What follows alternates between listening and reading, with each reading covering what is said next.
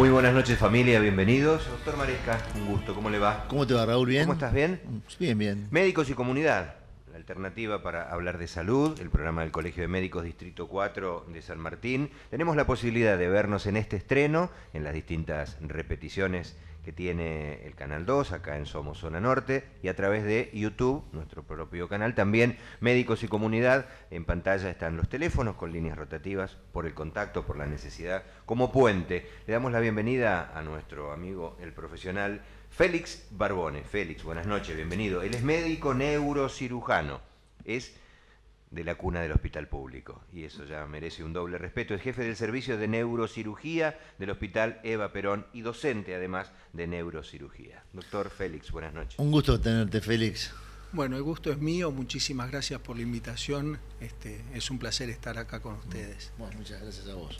Bueno, en primer lugar, hoy vamos a tocar el tema de traumatismo de cráneo, y vamos a comenzar por definir lo que es un traumatismo de cráneo. Bueno, es un evento donde hay una fuerza que es aplicada sobre la cabeza, trayendo un determinado número de consecuencias que pueden llegar a ser desde una cuestión muy leve hasta costarle la vida. En realidad no solo tendríamos que hablar de traumatismo de cráneo, sino que deberíamos hablar también de traumatismo, de neurotraumatología, porque también está la columna, claro, con la médula espinal, y que es una de las grandes causas de invalidez también el traumatismo y las lesiones severas de columna. Y no olvidarnos de que es un paciente que es o está politraumatizado. Un poquito los traumatismos encefalocranianos, y se pueden dividir en leves, moderados y graves, de acuerdo a el estado con el cual lo recibimos o sí, con el cual debutan, digamos, ¿no? O van evolucionando, porque uno ve una tomografía o un paciente, es una foto de un suceso que empieza en el momento del accidente y termina mucho tiempo después o con la muerte del enfermo. Claro, lo que pasa es, como bien decís, que no se mide el evento mucho tiempo después si el paciente sobrevive, qué secuelas le pueden quedar, el tema de evaluar columna, porque por lo general no solamente es el cráneo, sino que afecta muchas veces columna, o vos planteabas el tema de politraumatismo. ¿Esto es atribuible al accidente de tránsito como primer causa de traumatismo? En el mundo occidental, la primer causa de traumatismo de cráneo, de neurotraumatismos o de traumatismos en general, se producen en situaciones de accidentes de circulación o accidentes de tránsito. Luego tenemos accidentes laborales, pueden ser por peleas, pueden ser lesiones de tipo también, no solo accidentes, sino heridas por proyectiles de arma de fuego, que bueno, todo eso está relacionado con la violencia, pero fundamentalmente los accidentes de tránsito que constituyen la primer causa de muerte y de invalidez en los sujetos jóvenes. La primera causa de muerte es una epidemia, una verdadera epidemia que azota a la humanidad. Como antes en la antigüedad la gente fallecía por infecciones que diezmaban a la sociedad y reducían a la población, hoy la gran epidemia es el trauma. Mirá vos. Y fundamentalmente, ¿qué es de auto o de motos? Y hay de todo. La moto son más serios todavía porque, bueno, donde el paragolpe es la cabeza y es el paciente. Y vos me dijiste que el traumatismo de cráneo, había grados de traumatismo de cráneo, ¿no? ¿Cómo se categorizan esos grados? Bueno, esos grados se categorizan de acuerdo a una escala de Glasgow, que antes se hablaba de coma, y se hablaba de coma superficial, profundo, coma grado 1, grado 2, grado 3, grado 4, pero para hablar un mismo idioma, una persona en Glasgow o Escocia inventa un test, que es el test de Glasgow, donde se evalúa la respuesta motora, la respuesta verbal y la apertura ocular de un paciente, y se atribuyen determinados puntos que no lo vamos a explicar porque es engorroso. Entonces, para que se grafique una persona que tiene un Glasgow de el puntaje máximo es 15 y el mínimo es 3. El que está con un Glasgow de 3 está prácticamente o en muerte cerebral seguramente. Y el que tiene un Glasgow de 15 en 15 es una persona que está hablando, que se mueve espontáneamente, o sea, la respuesta motora adecuada, son 6 puntos, la respuesta verbal adecuada son tantos puntos, y así se va sumando, y se define como traumatismo de cráneo grave el que tiene un Glasgow de 8 o menos de 8, porque el 8 es la línea de corte entre estar en coma y no estar en coma. A su vez, tenemos otro número que es el 5, y el 6, que es el que tiene un Glasgow 5 en 15, está en coma profundo. Tiene menos posibilidades todavía de sobrevivir o de sobrevivir sin lesiones. Claro. O sea, eso nos da la magnitud. ¿Y por qué se empezó a hablar y se hablaba del test de Glasgow? Porque como no había un consenso de qué era coma 1, coma 2, coma 3, coma 4, para que todo el mundo hablase un mismo idioma, desde el profesor titular de la materia hasta el último de los asistentes, pudiera objetivamente decir, bueno, este paciente tiene un Glasgow de 7 en 15, ergo está en estado de coma, intubado, respirado, como fuere. Con respecto al tema de los accidentes, vos dijiste que los accidentes son la epidemia en este momento para el traumatismo de cráneo lumbar. Entonces yo te preguntaría... Lumbar, dorsal y cervical. Bueno. Por la moto habitualmente tienen lesiones gravísimas de la columna cervical, que vamos a ver, traje muchos ejemplos que, bueno, por cuestiones y en beneficio de la brevedad no los vamos a poder pasar todos, donde un traumatizado de cráneo grave en una moto también tiene una lesión de columna, o tienen una lesión de columna solamente, y aparte tienen lesiones de hígado inclusive, o de vaso, o de contusiones pulmonares, hemorragias internas. O sea, eso es toda una problemática. Claro, y con respecto al punto, por ejemplo, cuando alguien que no es profesional o que es un lego, ve un accidente de auto, ve un accidente de moto y demás, ¿qué se debe hacer con ese paciente en ese momento? Y, lamentablemente, poco puede hacer. La persona se va a asustar. A veces, inclusive, uno como médico nos ha tocado ver un accidente severo, salvo que uno lleve los elementos necesarios para una reanimación, no puede hacer nada, porque si un paciente está con un traumatismo de cráneo leve o moderado, o está sangrando, bueno, no inmovilizarlo, no mover la columna, pero un traumatizado grave que está con serios trastornos respiratorios, y en esa hora de oro donde se juega la vida, en la primera hora se juega la vida, la evolución y demás, y a pesar de hacer las cosas bien, los pacientes fallecen igual, muchos de ellos. Sí. Si uno no tiene un equipo de resucitación a mano, no tiene un laringoscopio y un tubo endotraqueal para respirarlo, no podés hacer mucho. Te preguntaba desde el punto de vista del lego para no movilizarlo. Desde ya, no movilizarlo, llamar cuanto antes. Tiene que estar una ambulancia en nuestro distrito del SEM o el que fuere, que rápidamente hacen una evaluación inicial en el lugar del traumatismo y de allí lo llevan inmediatamente al hospital. Y la reanimación empieza ya dentro de la ambulancia, porque lo primero que hay que pensar que es un paciente que no tiene nada más que un cerebro, tiene otras vísceras, tiene otros órganos que le pueden comprometer la vida, tanto más porque uno tiene que ver la parte circulatoria, respiratoria, hemodinámica y el sistema nervioso central, que es de lo que venimos a hablar en el día de la fecha. Claro, o sea que cuando se encuentra un paciente así, lo que hay que hacer es inmovilizarlo, llega a la unidad de emergencia, se hace traslado a la guardia. Se lo reanima en el momento, claro, si es necesario se lo intuba, si está en coma profundo, tubo endotraqueal, asistencia respiratoria mecánica manual, con un ambú o con lo que fuere, y ya dentro de la ambulancia habitualmente tienen un respirador. Si le faltan fluidos porque está hipovolémico, se le repone no sangre, pero sí volumen, suero o lo que fuere, para luego se le hace una evaluación en el shock room de la guardia, y es allí donde se vuelve a evaluar y se ve en la segunda evaluación, en la evaluación dentro del hospital, si es un trauma de cráneo leve, moderado o grave, luego de la reanimación. Porque Claro, un paciente no que sabes. está chocado, hipotenso o en mal estado por otras causas, dice, no, está con un Glasgow bajo, no, pero está con un Glasgow bajo porque tiene factores que todavía no fueron corregidos. El Glasgow se toma después de la corrección del Dentro estado de la- exacto. Bueno, vamos a ir a una pausa. Hagamos un corte, sí, en Después minutos seguimos retomamos con- y lo vamos a ilustrar con imágenes también, Sí. aparte de lo que estábamos escuchando, hablando, viendo, viviendo a través de noticias cuando vemos que ocurren accidentes semejantes. Pausa, en Médicos y Comunidad estamos, ya volvemos.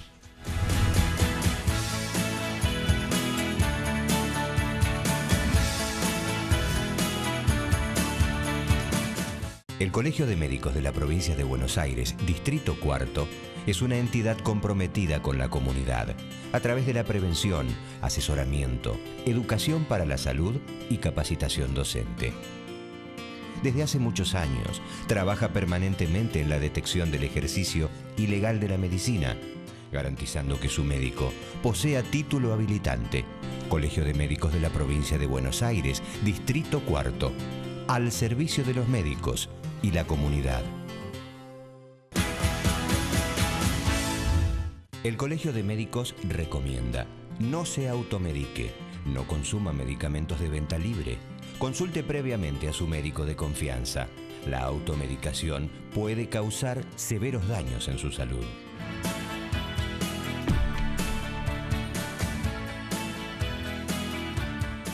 Muy bien, retomamos. El doctor Félix Barbone, médico cirujano, nos está acompañando. Omar empezó hablando de evento traumático en la primer parte. Sí. Recordaba yo, parece una potestad de los neurólogos, y saludamos al doctor Alberto Zinerman, jefe de neurología del Hospital Posadas, que no le gusta llamar accidente cerebro, le gusta llamar evento cerebrovascular. Sí.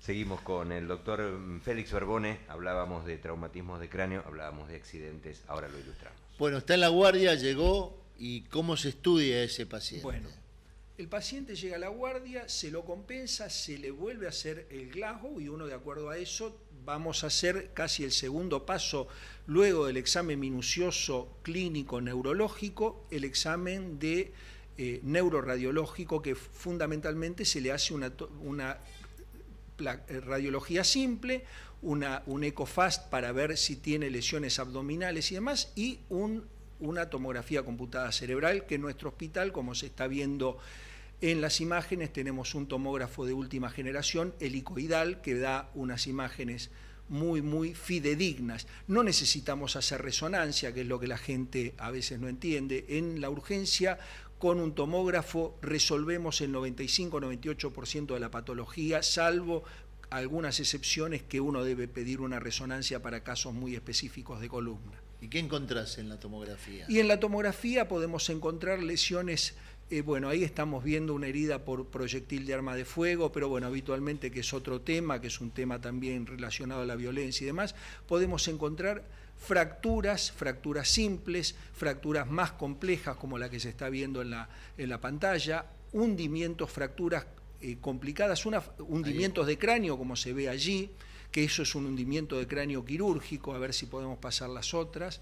Ese es el mismo paciente donde uno ve un hundimiento, que es un hundimiento quirúrgico. Eso es un paciente que debe ir y tiene a cirugía inmediatamente para tratarle el hundimiento de cráneo, hacerle una craniectomía, o sea, sacar el cráneo enfermo, hacer una descompresiva, que es el primer deber del neurocirujano, es el tratamiento del aumento de la presión intracraniana, porque el cerebro está en un estuche óseo inextensible, entonces uno tiene que hacer la descompresiva correspondiente y la evacuación de los hematomas.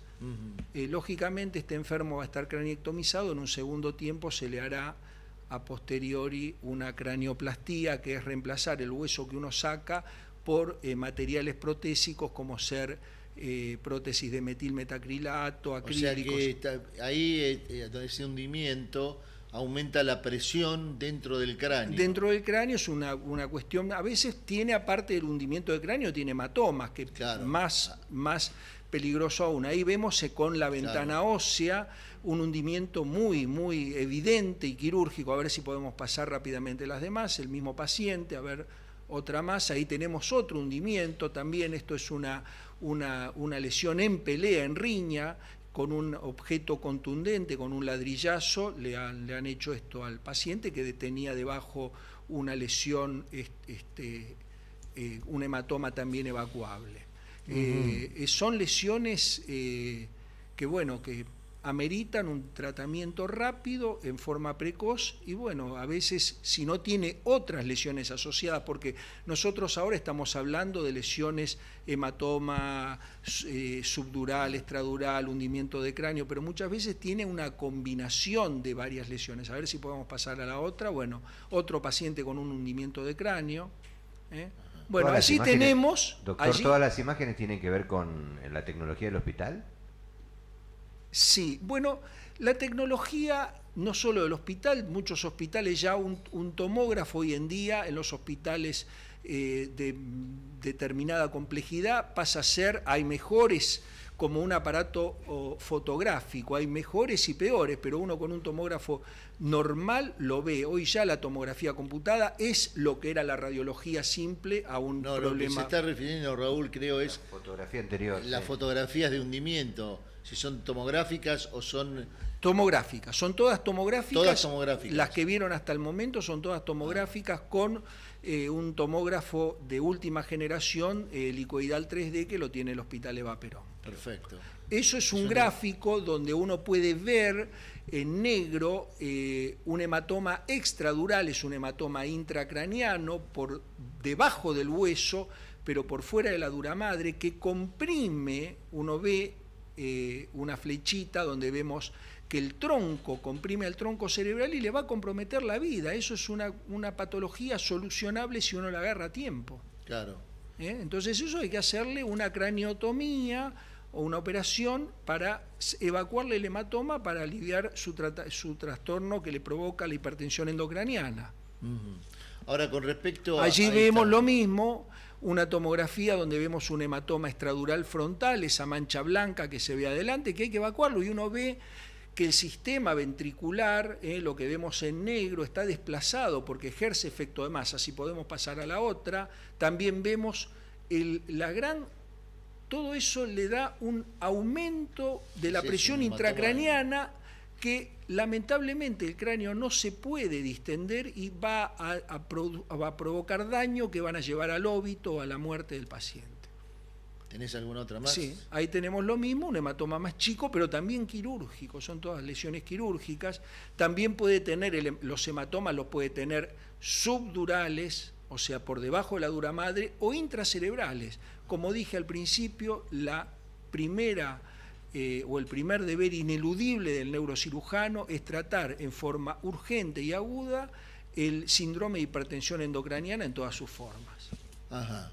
Bueno, ¿ahí qué tenemos? Eso es un paciente que es un paciente que ya fue operado, claro. A ver si se pasa a la otra, donde, esto es un hematoma subdural. Esto es un hematoma subdural donde uno ve por fuera del cerebro y por debajo de la dura madre, del lado a la izquierda de la pantalla, que sería derecho para nosotros, donde vemos una imagen, yo no lo puedo señalar, pero lo ven ahí, gris blancuzca, comprimiendo el cerebro y desplazándolo hacia el hemisferio contralateral.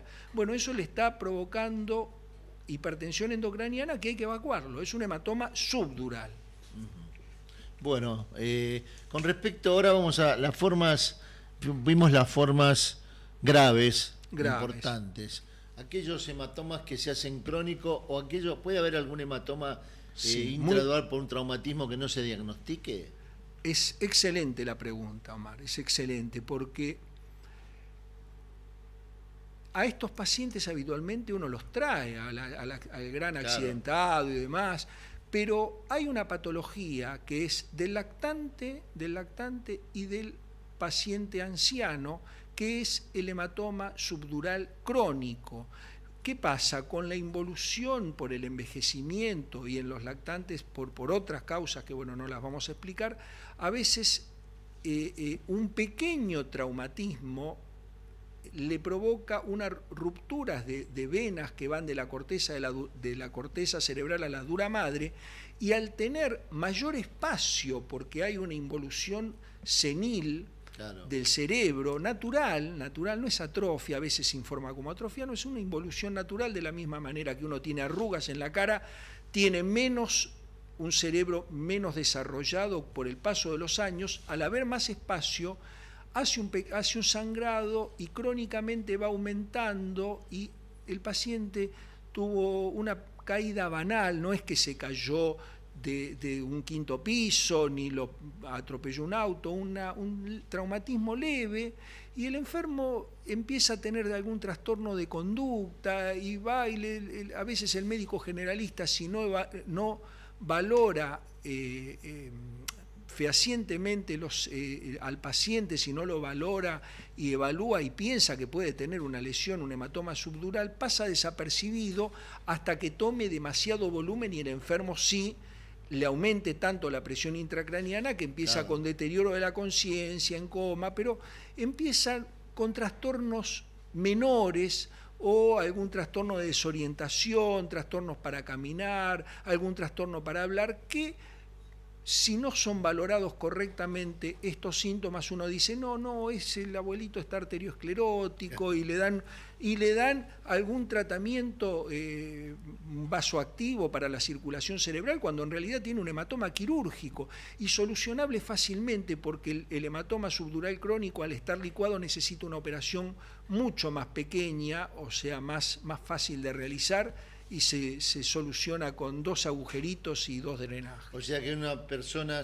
senil, digamos, un adulto mayor, con un traumatismo leve, con cambio de conducta o alteraciones, tenemos que estar precavidos de que esto puede estar pasando. Y lamentablemente la gente que nos está escuchando, que le ha pasado, va a recordar el caso de, no sé, el familiar tal que le pasó, porque habitualmente son pacientes que debutan con síntomas menores y a veces uno no los valora, la familia no consulta y ya después lo traen en coma cuando toma determinado volumen.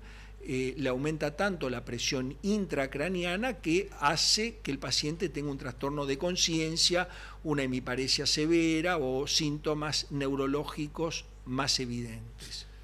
Bueno, Félix, ha sido un gusto tenerte, realmente muy bueno la descripción, y tanto en lo agudo como en lo crónico, la gente se va a ver enganchado con el crónico, entonces hacerle recordar siempre al médico del golpe. Así que bueno, gracias por venir. Y muchísimas gracias por la invitación, y lo más importante es la prevención, fundamentalmente es la prevención. Uno pensar antes de comprarse una moto, pensarlo 20 veces, usar casco, el que realmente dice, bueno, yo necesito una moto para trabajar, no ir 4 o 5 personas arriba de una moto, usar el cinturón de seguridad. El último paciente que operamos en el hospital, con lesiones, afortunadamente salvó su vida, pero con lesiones gravísimas, porque salió despedido del auto. Claro. Un accidente grave, pero sin cinturón de seguridad. Fundamentalmente, recalcar en la prevención. Muchas gracias. Muchas gracias por la invitación. Con médicos así merece la pena imaginar un programa de 1 hora, ¿no? Nos Sí. quedamos todos enganchadísimos, con una claridad bárbara. Y el doctor Barbón en el corte nos preguntaba, ¿estoy siendo claro? Absolutamente. Gracias, doctor, y gracias también. Muchísimas gracias por la porque preparó invitación. material, fotografía, ilustraciones, no dimos tiempo a poner todo al aire. Omar, gracias, Igualmente. Gracias, doctor. Familia, muy amables, en Médicos y Comunidad, nos encontramos la semana que viene.